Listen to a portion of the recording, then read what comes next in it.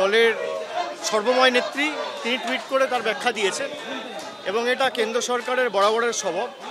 যেখানে দশমী পার হলো না, ঠিক দশমীর মধ্যেই তার পরের দিন এত একটা পরিকল্পিতভাবে ম্যান মেড ডিজাস্টার বা বন্যা এটা প্রতিবার ডিভিসি করে।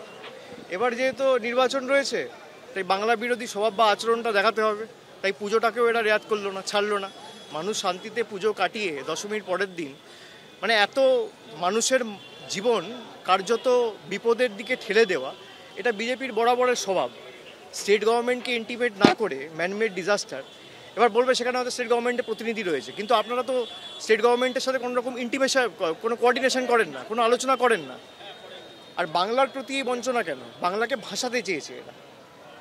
বাংলা যেহেতু এদের ভোট দেয়নি, বাংলাকে ভাষাতে চেয়েছে। 2024-এ হয়েছে, যে কটা আবর্জনা রূপে পড়ে আছে 2-4টে, সেগুলো 2026-এ হবে।